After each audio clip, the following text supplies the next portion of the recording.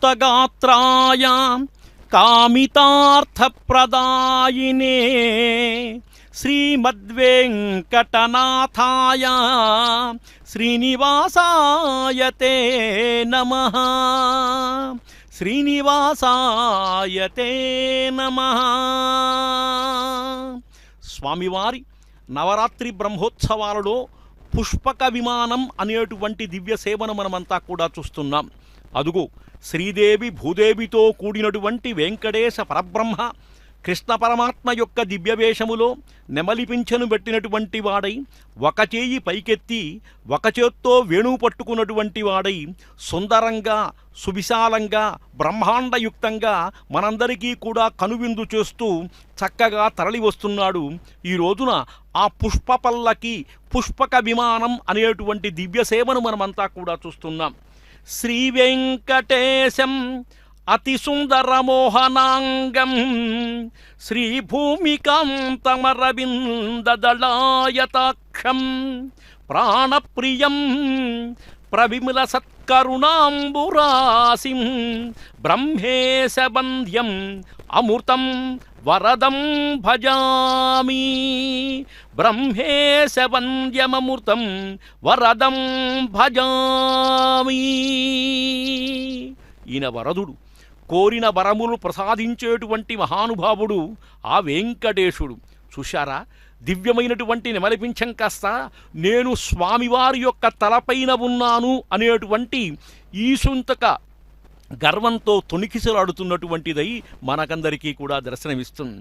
అంతే కదండి, ఎవరైనప్పటికీ భగవద్దర్శనంతో కానీ భగవదారాధనతో కానీ భగవద్భక్తితో కానీ వాళ్లకు తెలియనటువంటి ఆనందోత్సాహాలతో ఉంటారు. అటువంటి ఆనందమే ఆ నెమలిపించానికి కనపడుతుంది. చూడండి, వయ్యారంగా పట్టుకున్నటువంటి వేణువు, ఎందుకంటే వాద్యములలో వేణువుకున్నటువంటి కమ్మదనం ఇంకెవరికీ కూడా లేదు. అందుకే మందారములే మదనాభిరామం బింబాతరాపూరిత వేణునాదం. ఇటు చూడండి, గమనీయంగా మహాదాసభక్తుడైనటువంటి హనుమంతుడు ఒక కాలు ముందు పెట్టి ఒక కాలు మడిచి వినయప్రదంగా నమస్కరిస్తూ దర్శనం చేస్తున్నాడు. అదుగో పుష్పక విమానం మందమంద గమనంతో మెల్లిగా కదులుతుంది. నిజంగా ఎన్ని ఆకులండి, ఎన్ని పుష్పములు! స్వామివారికి ఈ రోజున ఆ పుష్పకంతో తయారైనటువంటి ఆకుల యొక్క జన్మలన్నీ కూడా ధన్యమే. నారికేళ పత్రములతో చక్కగా పచ్చగా ఉండేటువంటి ప్రకృతిలాగా ఉంది. అదేవిధంగా పూలు చూడండి ఏ విధంగా ఉందో, అమర్చినటువంటి విద్యుద్దీపములా అన్నట్లుగా ఉన్నాయి. మధ్య మధ్యలో కనకాంబరము యొక్క పూలు, ఆ పైన ఇటు ఆదిశేషుడు నాగరాజు ఇటువంటి ప్రభలతో మేమంతా స్వామివారికి పక్కన ఉన్నాం పరివార దేవతల్లాగా అనేటువంటి విధంగా ఉండేటువంటిది ఆ పల్లకి అటూ ఇటూ వయ్యారంగా ఒగుతూ స్వామిని వస్తున్నటువంటిదై కమనీయంగా రమణీయంగా మహోద్ధృతంగా వైభవంగా కదలి వచ్చేటువంటి తీరు నిజంగా అందరూ కూడా చూడవలసిందేనండి. ఎందుకంటే భగవంతుడికి పుష్పములు అంటే చాలా ఇష్టం. ఇరువురు దేవేరులు కూడా చూడండి ఎంత ఆనందప్రదంగా ఉన్నారు. ఇరువురు కూడా వేణులు అన్నీ కూడా బయటపెట్టి చక్కగా కురులకు అలంకరించినటువంటి దివ్య ఆభరణములు కలిగినటువంటి వారై మా స్వామి కంటే మేం తక్కువ అనేటువంటి భావంతో కూడా మహాసౌందర్యవంతంగా ఉన్నారు. వైదిక ధర్మంలో దేవతార్చనల యందు పుష్పాలు ప్రధానస్థానాన్ని పొందాయి. పుష్పము లేకుండా మనం హైందవ ధర్మంలో ఏ పూజ కూడా చేయలేం. శుభాశుభ కార్యక్రమాల్లో కూడా పూలు ఉపయోగింపబడడం సర్వసాధారణమైనటువంటి విషయం. అందువల్ల పూలు లేని పూజ వ్యర్థం అని చెప్పి అంటారు. ఇక్కడ చూడండి ఎన్ని పూలున్నాయో రకరకాలుగా, సౌకుమార్యం సౌవర్ణ్యం సౌగంధ్యం ఇవన్నీ కలిగినటువంటి వస్తువు పుష్పమండి. అందుకనే పుష్పంతో కవులు అనేక పోలికలు చెప్పారు. అసలు ఎవరన్నా పోల్చాలి అంటే సుకుమారం గాని సుగంధంలో పుష్పం లేకుండా మనం ఎప్పుడూ చెప్పలేం. ఈ గుణాలు కలిగిన అపురూప వస్తువు ప్రకృతిలో ఇంకొక్కడా ఎక్కడా కనిపించదు. ఎన్ని పుష్పాలండి! జాతి పుష్పములతో చక్కగా అలంకరించబడినటువంటి గజమాలలతో ఆ స్వామి విలాసవంతంగా నిదానంగా చక్కగా మనందరికీ కూడా కనువిందు చేస్తున్నటువంటి దృశ్యాన్ని మనమంతా కూడా చూస్తున్నాం. అందుకే ప్రకృతిమాత ఏడాది పొడవునా ఎన్నెన్నో పుష్పాల్ని కానుకగా ప్రసాదిస్తుంది. మనం చేయవలసింది ప్రకృతి ఇచ్చిన పుష్పాలను ఓర్పుగా నేర్పుగా స్వీకరించడం, వాటిని భగవంతునికి భక్తి ప్రపత్తులతో సమర్పించడం మాత్రమే. చూడండి, అమ్మవారి యొక్క సోయగం చూడండి, రత్న కిరీటం పెట్టుకున్నటువంటిది, వాలుజడ వేసుకున్నటువంటి మహాతల్లి బ్రహ్మాండయుక్తంగా స్వామివారికి తగినటువంటి విధంగా చక్కగా ఉంది. ఇటు సిరిదేవి, ఇటు భూదేవి. ఒక మహాతల్లేమో మనకు సిరుడునిస్తుంది, ఒక మహాతల్లేమో మన్ని కాపాడుతుంది. ఒక ఆమె నిలిస్తే కష్టం, ఒక ఆమె కదిలితే కష్టం. అందుకనే ఇద్దరినీ కూడా ఎంతవరకు ఏ విధంగా ఉంచాలో ఉంచినటువంటి స్వామి కాస్త వయ్యారంగా విలాసంగా ఉన్నటువంటి కృష్ణ పరమాత్ముని యొక్క దివ్య రూపం మనమంతా కూడా చూస్తున్నాం. ఒక్కొక్క సువం ఒక్కొక్క దేవునికి ప్రీతిపాత్రమైనటువంటిది అని చెప్పి అంటారు. చూడండి, ఆ గజరాజుల యొక్క దివ్య విలాసం, గజరాజులు పెట్టుకున్నటువంటి తిరునామం చూడండి ఎంత భవ్యంగా ఉందో, ఎంత రమ్యంగా ఉందో. నిజంగా వాటి యొక్క పుట్టుకే పుట్టుక. నిజంగా ఎక్కడో అడవుల్లో ఉండేటువంటి గజరాజులు స్వామివారి యొక్క ఆస్థానానికి రావటం ఏమిటి, స్వామివారి యొక్క సేవ చేసుకోవటం ఏమిటి, తిరునామం ధరించి మావటీలు చెప్పినటువంటి విధంగా నడుస్తూ కూడా స్వామివారి యొక్క సేవాభాగ్యాన్ని పొందటం అంటే అది సామాన్య విషయమైనటువంటిది కాదు. అదుగో చూడండి, బ్రహ్మ పరివార దేవతలంతా కూడా పర్యవేక్షిస్తుండగా ఈ మహోత్సవం చక్కగా రమ్యంగా రసరమ్యంగా జరుగుతున్నటువంటి ఈ వైభవాన్ని మనమంతా కూడా చూస్తున్నాం. అందుకే స్వామి అనంత స్వరూపుడు. అనంతం అంటే అత్యంతం, అంటే ఏమీ అంతము లేనటువంటి మహానుభావుడు. అందుకే ఆయన్ని అనంత నామధేయాయ సర్వాకార విధాయినే సమస్తమంత్రవాచ్యాయ విశ్వైకపతయే నమః. సమస్తమంత్రవాచ్యాయ విశ్వైకపతయే నమః. విశ్వైకపతి యొక్క పూల సౌందర్యం చూడండి. శ్రీ వెంకటేశ్వర భక్తి ఛానల్ వాళ్ళు రమణీయంగా చక్కగా దగ్గరగా చూపిస్తున్నారు. ఎందుకంటే స్వామికి సమర్పించవలసినటువంటి పుష్పాలు కూడా వైఖానస భృగు సంహితలో చెప్పారు. నంద్యావర్తంచ పద్మంచ తులసీ విష్ణుపర్ణిక బిల్వంచ కరవీరంచ పద్మం కుముదమేవ చ అష్టవై పుణ్యపుష్పాని గ్రాహ్యాని తు యథాక్రమం. విష్ణుదేవతా విగ్రహాలకు జరిగే నిత్యార్చనలో అంగీకరింపబడినటువంటి 8 పుణ్యపుష్పములలో కూడా నందివర్ధనం, పద్మం, తులసి, విష్ణుపర్ణిక, బిల్వం, గన్నేరు, మెట్టతామర, కుముదం, తులసితో పాటు బిల్వపత్రం కూడా చెబుతూ ఉంటారు. ఇట్లా వైఖానసాగమంలో వెంకటేశ్వరుని యొక్క పూజలో బిల్వపత్రాన్ని ఉపయోగించడం కూడా అంగీకరించబడింది. ఈ బిల్వపత్రములతో ధనుర్మాసంలో స్వామివారికి అర్చన చేస్తారు. ఎందుకంటే నమో బిల్వ వనస్థాయై విష్ణుపత్యై నమో నమః. వరాహపురాణంలో కూడా బిల్వపత్రములతో కూడా అర్చించబడుతుంది విష్ణుపతి అని చెప్పంటుంటారు. అటువంటి దివ్య పుష్పములతో కూడినటువంటి మహారథం, పుష్పక విమానం అత్యంత శోభలతో కూడా అచ్చగా పత్రములతో చేయబడినటువంటి రథం చూడండి ఎంత పచ్చగా ఉందో రకరకాలుగా. అవన్నీ కూడా ఆ చెట్లకుండేటువంటి మొవ్వలు వాటితో చేశారు. కమనీయంగా ఉంది. అటువంటి మహోత్సవాన్ని మనమంతా కూడా చూస్తున్నాం. గోవింద గోవింద.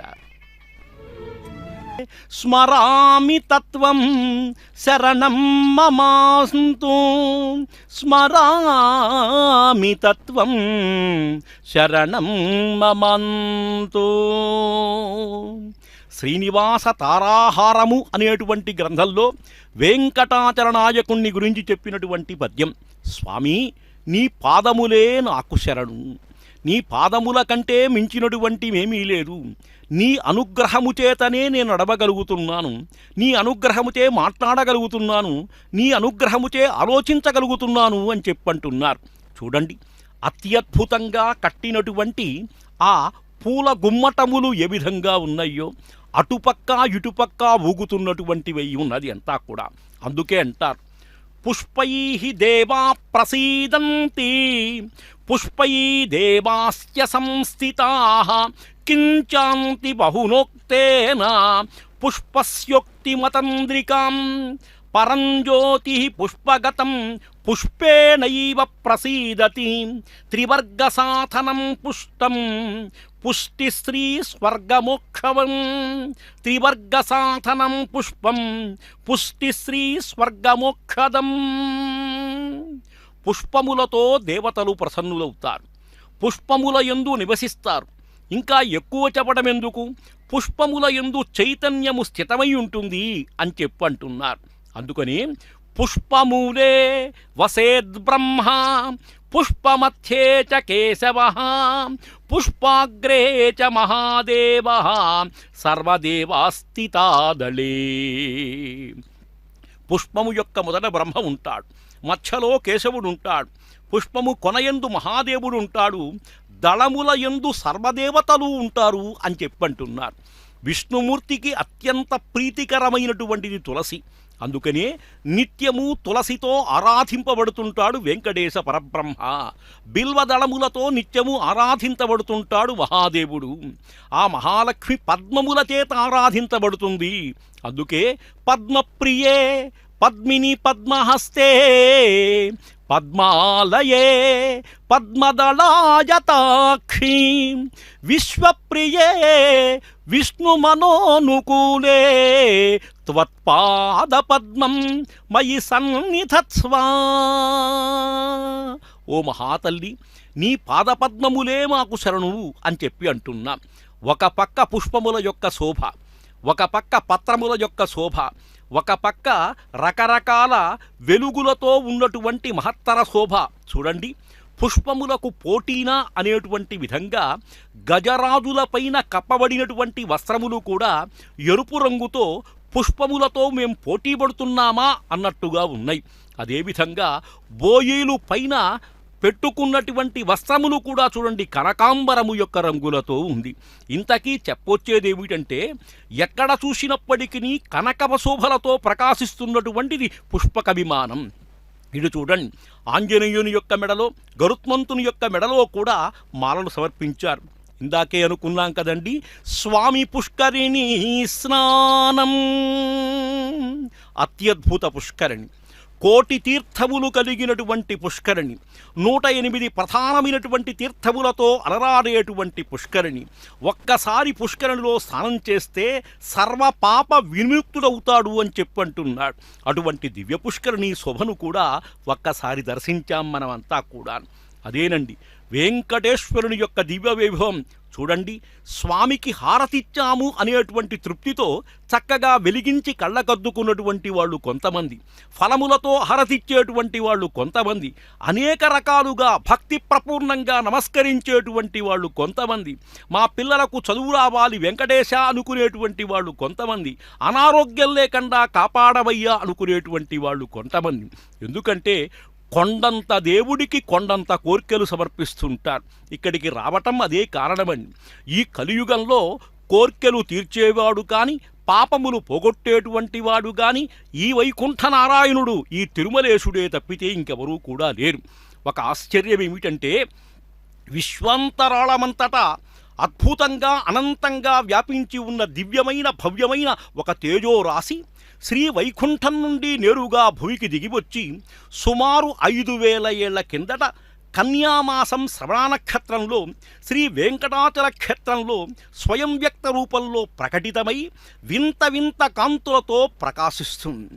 నాటి నుండి ఆ దివ్యమంగళ చైతన్యమూర్తి వెంకటేశ్వరుడని, ఆ పుణ్యస్థలం వెంకటాచలం అని పిలువబడుతుంది. కోరిన వరాలరాయుడుగా, భక్తుల పాలిట కల్పవృక్షంగా, కామధేనువుగా, రోగాలు పోగొట్టే దివ్యౌషధంగా బ్రహ్మాది దేవతల చేత కీర్తింపబడుతున్న ఆ వెంకటేశ్వరునికి ఆనాటి నుండి ఎన్నో సేవలు, ఎన్నెన్నో ఉత్సవాలు. వీటన్నిటిలో కూడా ఈసారి ఇది 10 నాళ్ళు జరిగేటువంటి పండగలు.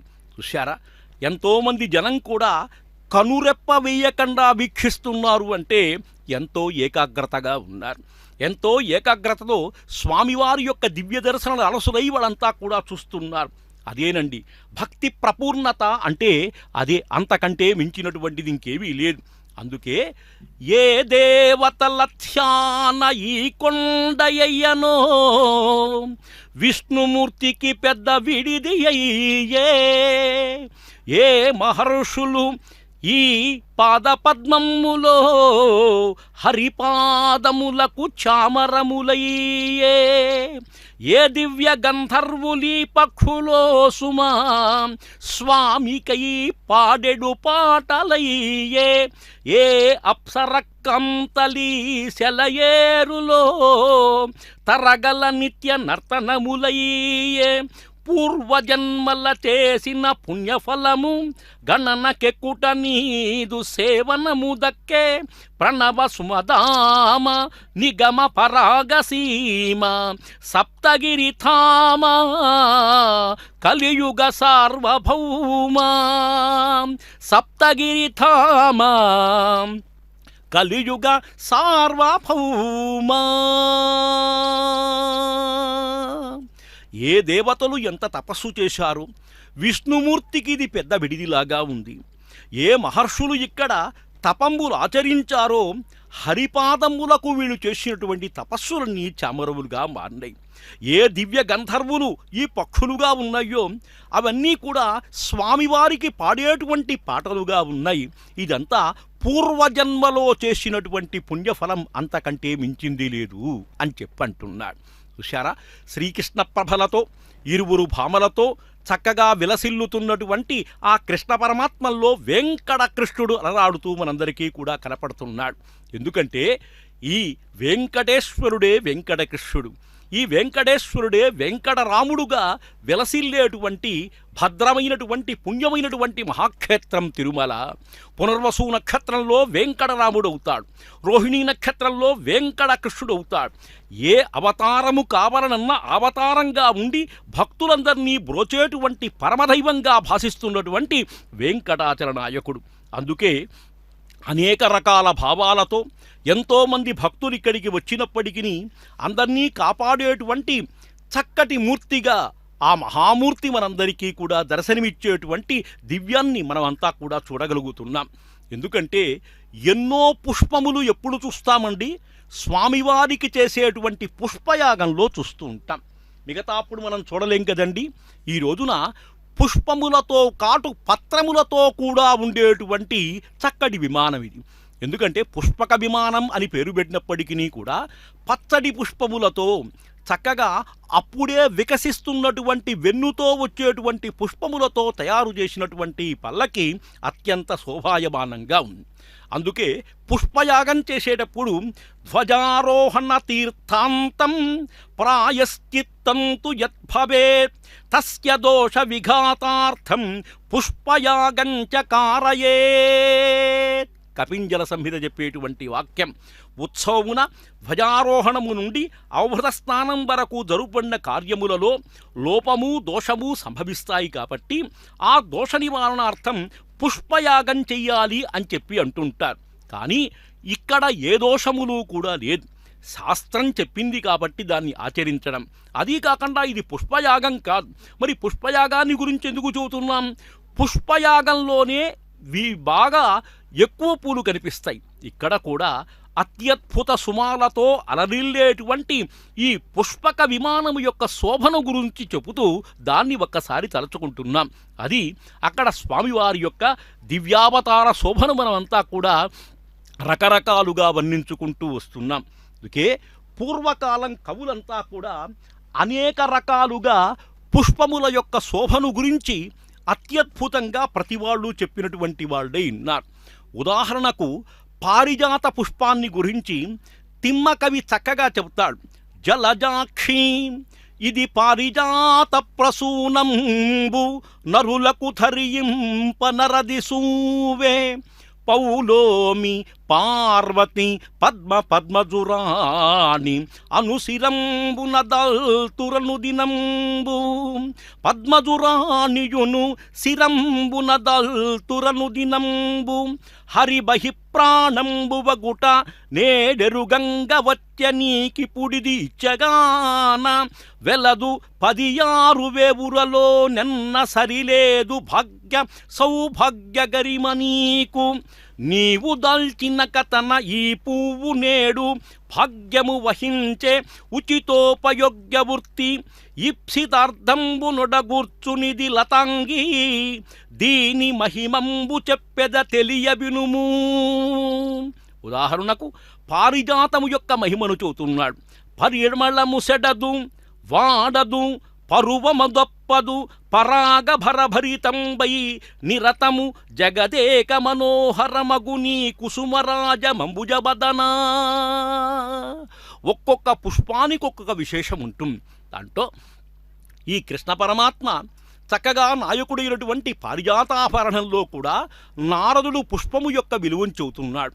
పారిజాత పుష్పం ఎంత విధంగా ఉంటుంది? పరిమళము చెడ్డదు, వాసన పోదుట, అది వాడదుట, పరువము తప్పదు, ఏమాత్రము తొందరగా వడిలిపోదు, పరపరాగభరితంపై చక్కగా ఉంటుంది అని చెప్పంటున్నాడు. పుష్ప శోభను గురించి చెప్పేటప్పుడు అనేక మంది కవులు అనేక రకాలుగా చెప్పారు. ఎవరినైనా ముందు వర్ణించాలంటే కోమలం సుకుమారము అంటాం. పద్మదళాయతాక్షి పద్మముల వంటి కన్నులు కలిగినటువంటిది అని చెప్పి అంటాం. ఇవన్నీ కూడా ఆ పుష్పక విమానం పైన ఉండేటువంటి పూలను గురించి సందర్భంలో మనమంతా కూడా చెప్పుకుంటున్నాం. చూడండి, ఆకాశంలో విహరించేటువంటి ఒక పుష్పక విమానమా అన్నట్టుగా ఉంది. ఎందుకంటే కింద నేల కనపట్టల్లా ఇక్కడ భక్తాదులంతా ఆక్రమించేశారు.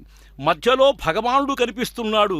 చక్కగా పైన పట్టుకున్నటువంటి గోపురం ఆయన ఏం చేశాడు? ఆయన ఈ మహాపర్వతాన్ని ఆయన గోవర్ధనాద్రిని పైకెత్తినటువంటి వాడైనాడు ఒక చేత్తో.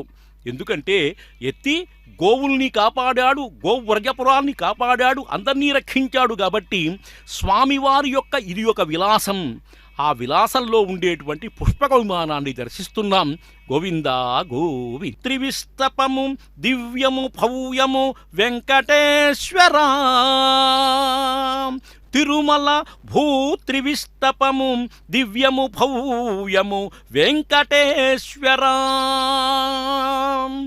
దేవదేవ, తిరుమల అన్నంతనే వెతలు తీర్చి సుఖమునిచ్చు క్షేత్రరాజము కదా. తిరుమల అన్నంతనే పరమతృప్తినొసంగిరటి పుణ్యధామము కదా. తిరుమల అన్నంతనే సకల తీర్థములతో పవిత్రమైన ప్రశాంత భూమి కదా.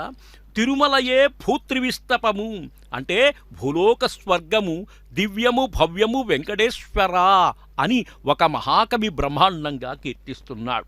అందుకే భాగవతంలో కూడా గోవర్ధనాద్రి పర్వతం ఎత్తి గోపబాలకులంతా కూడా రావటానికి భయపడుతుంటే కృష్ణ పరమాత్మ చెప్పినటువంటి ఒక పద్యం గమనీయంగా ఉంటుంది. బాలుండీతడు కొండదొడ్డది మహాభారంబు సైరింపంగాదాలండోయని దీని కింద నిలువన్ శంకింపంబోలడి శైలాంభోనిది జంతు సంయుత ధరా చక్రంబు పైబడ్డ నా కేలల్లాడదు బంధులార నిలుడీ క్రిందన్ ప్రమోదంబుగన్. గోపాలకులందరికీ ధైర్యాన్ని చక్కగా చెప్పేటువంటి పద్యం. బాలుండీతడు కొండదొడ్డది మహాభారంబు సైరింపంగాదాలండోయని. నేనేమో బాలుణ్ణి, ఈ కొండ మోస్తున్నాను, ఇది ఎక్కడ కింద పడుతుందో అని చెప్పి మీరంతా కూడా భయపడద్దయ్యా. ఎందుకంటే ఇంతకంటే మించినటువంటి మహాపర్వతం వచ్చినప్పటికీ కూడా నా వేలు ఏమాత్రమూ కూడా తొణకదయ్యా. అందువల్ల భయపడకుండా మీరంతా కూడా వచ్చి ఈ పర్వతం కింద నుంచోండి అని చెప్పేటువంటి మహత్తర పోతన్న గారి పద్యం అండి. అత్యద్భుత పద్యం. అదుగో చూడండి, భద్రగజములు శ్రీ వెంకటేశ్వర భక్తి ఛానల్ వారు పైనుంచి చూపిస్తున్నారు మనకు సకల దృశ్యములు. చూపించగలిగినటువంటి ఏర్పాట్లున్నాయి కదండి. అత్యద్భుతంగా అందరూ కొన్ని కోట్ల మంది చూసేటువంటి దివ్య దృశ్యమాలికలు కదా ఎంతో ఆనందదాయకంగా ఉంటాయి. ఇవన్నీ చూసి ఒక్కసారి కళ్ళు మూసుకుంటే మనం భూలోకంలో ఉన్నామా వైకుంఠంలో ఉన్నామా అనేటువంటి భ్రాంతి కూడా చక్కగా కలుగుతుంది. అదుగు ఈ పుష్ప పల్లకి పుష్పక విమానం హయగ్రీవ మందిరం దగ్గర దాకా వచ్చింది. అంటే దాదాపు కోనేడు దాకా వచ్చింది. ఇంకా త్వరగా మందగమనంతో అయినప్పటికీ కూడా త్వరగా వస్తుంది. ఎందుకంటే హారతులు లేవు కాబట్టి తరువాత గజవాహన మహోత్సవం ఉంది, దానికి కూడా సంసిద్ధం కావాలి, భక్తులు రావాలి, మరి ఏర్పాట్లు జరగాలి. మరి బ్రహ్మోత్సవం అంటే 10 నాళ్ళు పండుగ కదండి, ఈ సామాన్యమైనటువంటి పండుగ కాదు. అందుకే తిరుమల కొండపై స్వయంభూగా వెలసినటువంటి వెంకటేశ్వర స్వామి బ్రహ్మోత్సవం అన్ని ఉత్సవాల కంటే విలక్షణమైనది, విశిష్టమైనది, వైభవోపేతమైనది. ఉత్సవం అంటే చాలామంది చాలాసార్లు చెప్పుకున్నాం, గొప్ప యజ్ఞం. విశేషంగా ఈ గొప్ప యజ్ఞం 10 నాళ్ల పాటు అహోరాత్రాలు విరామం లేకుండా చతుర్ముఖ బ్రహ్మదేవుడు జరిపించడం వల్ల దీనికి బ్రహ్మోత్సవం అని చెప్పి పేరు. ఇంతకీ బ్రహ్మోత్సవం చేయడంలో పరమార్థం లోకక్షేమార్థం, నిత్య పూజహీన ప్రాయశ్చిత్తార్థం, నిత్య పూజా దోష ప్రాయశ్చిత్తార్థం, సర్వ అశుభ నివారణార్థం చేస్తారు. దీనికే కాలోత్సవం అని చెప్పి అంటుంటారు. చూడండి ఆ చక్కటి మంగళ దృశ్యం చూడండి. పైన పొరలు గంబుకున్నటువంటి మంచు బిందువులు ఏర్పడుతుంటే పచ్చని వృక్షాలు దాని కింద ఉంటే అదో రకమైన శోభ. ఇటుపక్క అటుపక్క పచ్చటి వృక్షాలు, ఆ కింద కోనేరు, ఇటుపక్క ఈ పుష్ప పల్లకి, ఇటుపక్క కొయ్య రథం దానిపైన మూత వేసినటువంటి దృశ్యం, ఇవన్నీ కూడా కమనీయంగా కనిపిస్తుంది. ఒక్కసారి మనం ఎన్నిసార్లు చూసినప్పటికీ దాన్ని వింటే మనం తిరుమలకు వెళ్ళిపోతాం. అటువంటి సద్భావన కలగాలి మనందరికీ కూడా. అందువల్ల ఇక్కడ కూడా ఈ బ్రహ్మోత్సవం చేత భగవంతుని మూలబింబంలో అంటే ధ్రువబేరంలో ఉండేటువంటి శక్తి అభివృద్ధి కూడా ఈ బ్రహ్మోత్సవంలో చేస్తారు. అందుకే దీనికి మహోత్సవం, తిరునాళ్ళు, కళ్యాణోత్సవం బ్రహ్మోత్సవంలో జరగకపోయినా, ఎందుకంటే నిత్య కళ్యాణ శోభితుడు ఈయనకెందుకండి ఈ బ్రహ్మోత్సవాల్లో కళ్యాణం అక్కర్లా. ఎందుకంటే నిత్య కళ్యాణములతో పచ్చతోరణములతో వెలిసిండేటువంటి పుణ్యధామం కాబట్టి ఆ కళ్యాణాలు మనం చూస్తూనే ఉంటాం. ఒక ఆలయ ఘనత కానీ ప్రాముఖ్యత కానీ ఆలయ ఉత్సవాలు అది ఆకర్షించే యాత్రిక సంఖ్యా సముదాయం వాటి తీరులపై ఆధారపడి ఉంటుంది. అందువల్ల ఈయన సర్వాకర్షక స్వామి. ఎటువంటి వాళ్ళనైనప్పటికీ కూడా సూక్ష్మ దృష్టితో కొంతమందిని కష్టపెట్టి దగ్గరకు తీసుకుంటాడు, కొంతమందిని సులభంగా తీసుకుంటాడు, కొంతమందిని ఆదివ్యాధులతో తీసుకుంటాడు. ఏది ఏమైనప్పటికీ కూడా తన దర్శనం చేసుకుని అందరూ బాగుపడాలి. రోగంతో ఉన్నవాడు ఆరోగ్యంగా ఉండాలి, బాధలతో ఉండేటువంటి వాడు సంతోషంగా ఉండాలి. అదేవిధంగా తన భక్తుడు కావాలి అనేటువంటి భావన తప్పితే స్వామికి వేరైనటువంటి భావం ఎక్కడా కూడా లేదు. అటువంటి లీలామాత్ర విలాసుడు, అందరినీ కూడా చక్కగా ఆకర్షించేటువంటి పరమదైవమైనటువంటి వెంకటేశ పరబ్రహ్మ యొక్క బ్రహ్మోత్సవంలో కూడా పుష్పక విమాన శోభను మనమంతా కూడా తెలుసుకుంటున్నాం. అత్యద్భుతమండి. నిజంగా ఇవన్నీ చూస్తుంటే ఎంతో ఆనందప్రదంగా ఉంటుంది. అనేక సేవలు, ఎన్ని సేవలున్నప్పటికీ కూడా, ఎన్ని సేవలతో విరాజిల్లుతున్నప్పటికీ కూడా ప్రతిదీ ప్రత్యేకంగా ఉంటుంది. మందారమ్ములు ఉత్పలంబులును చంపా పుష్ప సందోహముల్ కుందమ్ముల్ కొన్ని తెచ్చి గుర్చి ఇదిగో గోవింద గోవింద గోవిందాయంచు అలంకరించి తిని. ఆ సేవ చేసేటువంటి వాళ్ళు చూడండి, అయ్యా మందార పుష్పాలు తెచ్చాం, ఉత్పల పుష్పాలు తెచ్చాం, చంపక పుష్పాలు తెచ్చాం, కొంద పుష్పాలు తెచ్చాం, ఇవన్నిటినీ కూడా నీకోసము తెచ్చి అలంకరించామయ్యా, నీవు మమ్మల్ని అనుగ్రహించు. అడుగో హయగ్రీవ స్వామి. జ్ఞానానందమయం దేవం నిర్మలం స్ఫటికాకృతిం ఆధారం సర్వ విద్యానాం హయగ్రీవముపస్మహే. కొండపైన లేని దేవుళ్ళు లేరండి. ఒక నృసింహస్వామి, ఒక హయగ్రీవుడు, అదేవిధంగా అనేక రకాల దివ్య స్థలము ఇదంతా కూడా. అటువంటి పరమపావన స్థలంలో కూడా పుష్పక విమానం ఆ దేవాలయం దాకా వచ్చింది కాబట్టి ఆ దేవాలయాన్ని గురించి మనం ఒక్కసారి చెప్పుకున్నాం. అందుకనే మహామహిములు, మహానుభావులు ఎంతోమంది రకరకాలుగా ఎన్ని సేవలు చేస్తున్నప్పటికీ కూడా దివ్య శోభలతో విలసిల్లేటువంటి ఈ క్షేత్రం అనాదిగా ఉండేటువంటి మహత్తర క్షేత్రం. అటువంటి అనాది క్షేత్రంలో ఎంతోమంది తపస్సులు చేశారు. ఎంతోమంది తమ యొక్క తపస్సులతో వాళ్ళంతా కూడా చక్కగా పుణ్యధామములకు వెళ్ళినటువంటి వాళ్ళు అయినారు. ఒక శంఖరాజు గాని దశరథుడు కూడా స్వామి యొక్క దర్శనం చేసిన తరువాతనే రామచంద్రుడు జన్మించాడు అని చెప్పి అంటున్నా. అదేవిధంగా అంజనాపుత్రుడు ఈ అంజనాద్రిపైనే జన్మించాడు అని చెప్పి అనుకుంటున్నాం. అంటే మహామహులంతా కూడా జన్మించినటువంటి పుణ్యభూమి ఒక వెంగమాంబ మహాతల్లి. స్వామిని ఆరాధించి అనేక రకాలు గ్రంథాలు రాసినటువంటి మహాతల్లి. ఈ రోజున వెంగమాంబ పద్యాలు కానీ వెంగమాంబ ముత్యాల హారతిని కానీ ఇప్పటికీ స్మరించుకుంటున్నాము అంటే ఆమె చేసినటువంటి దివ్య తపస్సు, ఆమె చేసినటువంటి చక్కటి ఫలము చేతనే ఇవన్నీ కూడా మనకు లభ్యమానమయ్యాయి. అందుకనే సూర్యోదయములు సూర్యాస్తమయములు తిరుమల ముంగిలి దీపములగు నడిమింటి సూర్యుడు వడి సేవించు తిరుమలపైని ఛత్రికయౌను. సూర్యోదయాలు గాని సూర్యాస్తమములు గాని ఈ రెండూ కూడా తిరుమలపై వెలిగించినటువంటి దీపములులాగా ఉన్నాయి అని చెప్పంటున్నాడు. మందమంద గమనంతో వయ్యారంగా బ్రహ్మాండయుక్తంగా స్వామి విలాసంగా, అందులో కృష్ణస్వామి కదండి, కృష్ణుడంటేనే విలాసం, అనేక రకాలైనటువంటి ప్రభలతో విలసిల్లేటువంటి ఆ స్వామిని మనం చూస్తున్నాం. ఆనందంగా దర్శిద్దాం, స్వామి యొక్క అనుగ్రహాన్ని పొందుదాం. గోవిందా గోవింద.